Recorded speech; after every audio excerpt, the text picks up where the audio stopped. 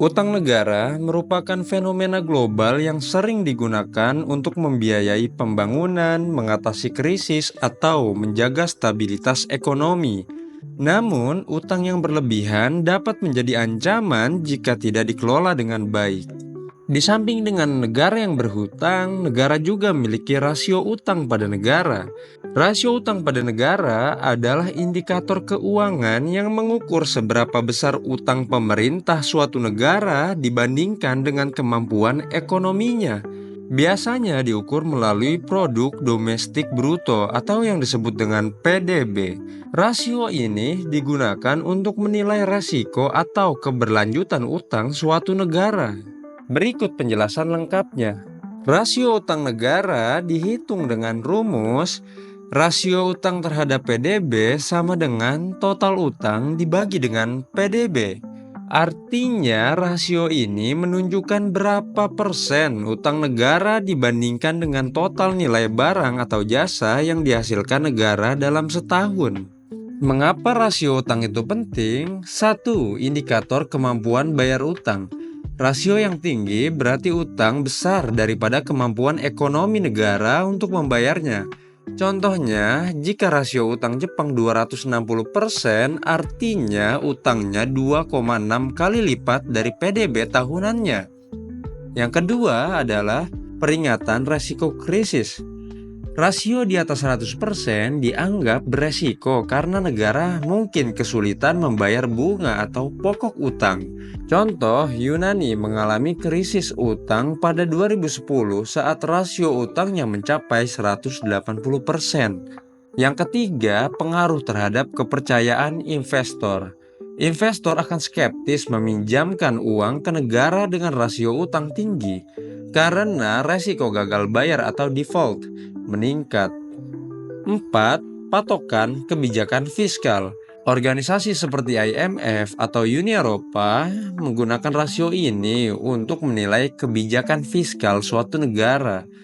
Uni Eropa menetapkan batas aman rasio utang maksimal 60%. Berikut adalah 7 negara dengan utang tertinggi di dunia beserta alasan dibalik tingginya utang mereka hanya di Jidu76 Ensiklopedia. Jangan lupa untuk like dan subscribe agar kita terjidu-jidu bareng-bareng.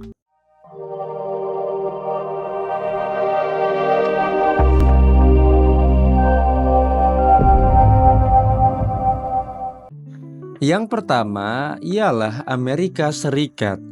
Total utang lebih dari 30 triliun US dollar, tertinggi di dunia. Rasio utang terhadap PDB sekitar 130%. Alasan berhutang, defisit anggaran yang kronis. Amerika Serikat rutin mengalami defisit anggaran karena pengeluaran pemerintah yang besar, termasuk program kesejahteraan seperti Medicare dan Social Security. Pembiayaan militer. Anggaran pertahanan Amerika Serikat mencapai 800 miliar US dollar per tahun, terbesar di dunia. Stimulus ekonomi. Utang meningkat drastis selama pandemi COVID-19 karena paket stimulus senilai 5 triliun US dollar untuk menyelamatkan ekonomi. Pemotongan pajak. Kebijakan pemotongan pajak perusahaan dan individu pada masa kepresidenan Trump 2017 mengurangi pendapatan negara. Yang kedua adalah Jepang. Total utang lebih dari 12 triliun US dollar.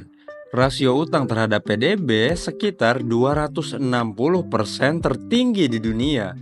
Alasan berhutang, kebijakan Abenomics.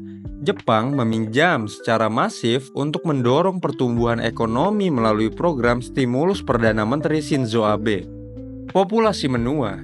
30% penduduk Jepang berusia di atas 65 tahun, meningkatkan biaya pensiun dan kesehatan. Deflasi berkepanjangan. Sejak krisis aset tahun 1990-an, Jepang kesulitan mencapai inflasi sehat sehingga bergantung pada utang untuk memacu pertumbuhan. Bunga rendah. Bank Sentral Jepang (BOJ) mempertahankan suku bunga ultra rendah membuat utang lebih mudah dikelola. Yang ketiga adalah Cina.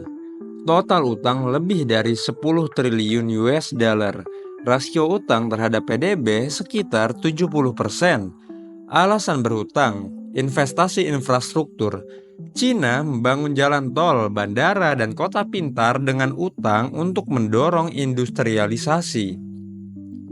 Stimulus krisis 2008. Pemerintah meminjam 600 miliar US dollar pasca krisis global untuk mempertahankan pertumbuhan ekonomi. Sektor properti yang bermasalah. Perusahaan properti seperti Evergrande dan Country Garden menumpuk utang menciptakan resiko sistemik. Pendanaan program global. Cina juga meminjam dana besar ke negara lain melalui proyek Belt and Road Initiative. Yang keempat adalah Italia. Total utang lebih dari 3 triliun US dollar. Rasio utang terhadap PDB sekitar 150%. Alasan berhutang, pertumbuhan ekonomi yang lambat. Italia mengalami stagnasi ekonomi selama dekade terakhir, mengurangi pendapatan pajak. Sistem pensiun mahal. Biaya pensiun menyedot 16% dari PDB negara. Dampak krisis Euro 2010-an. Italia menjadi salah satu negara PIIGS atau Portugal, Italia, Irlandia, Yunani, Spanyol yang terpuruk akibat krisis utang zona euro. Korupsi dan inefisiensi.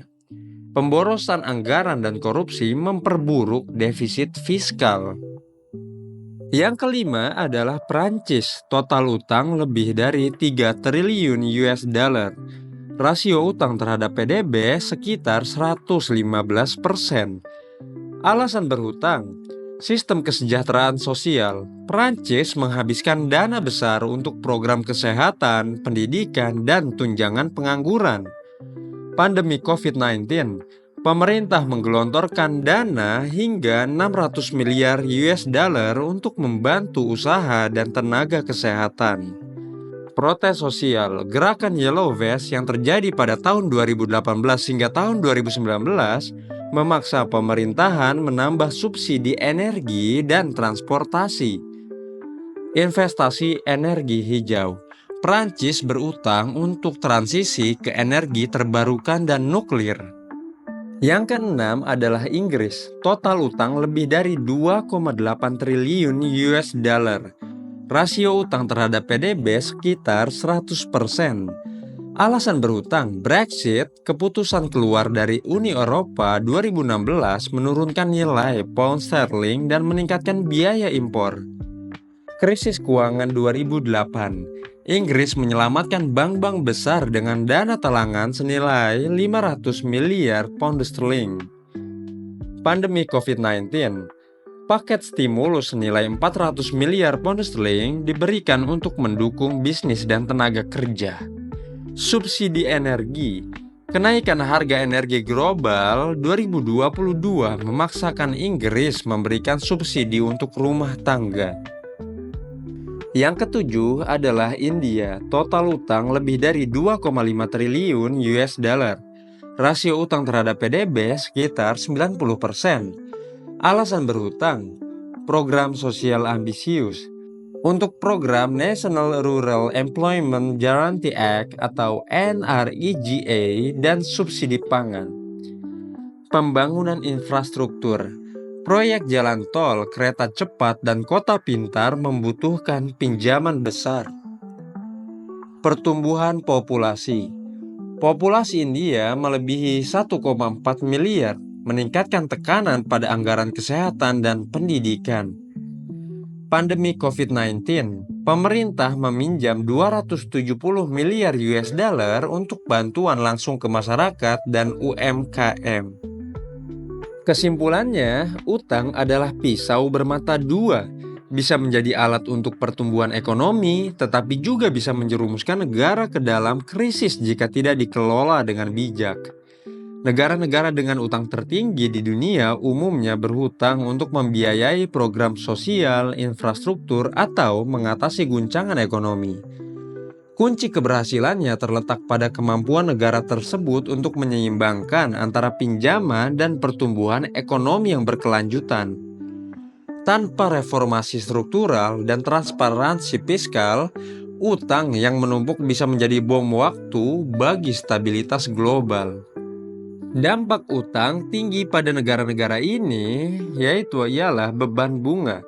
Pembayaran bunga utang menggerogoti anggaran negara untuk sektor vital seperti pendidikan dan kesehatan. Ketergantungan pada investor asing. Negara seperti Amerika Serikat dan Jepang bergantung pada pembeli obligasi asing, beresiko jika kepercayaan investor turun. Resiko default. Italia dan Yunani pernah hampir gagal bayar utang, memicu kepanikan di pasar global. Tekanan politik. Utang tinggi sering memicu protes sosial seperti di Prancis dan India. Jika kamu suka video ini, jangan lupa untuk like dan subscribe agar channel ini terus berkembang. Terima kasih.